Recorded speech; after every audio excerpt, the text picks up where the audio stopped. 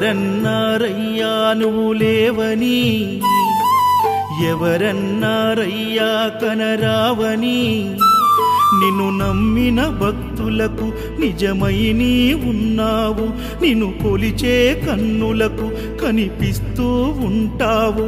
ఎవరేమన్నా అనుకున్నా నిన్ను మరవనయ్యా. శరణమయ్యప్ప స్వామి అయ్యప్ప, శరణాలు మరవలేను విడవలేను అయ్యప్ప.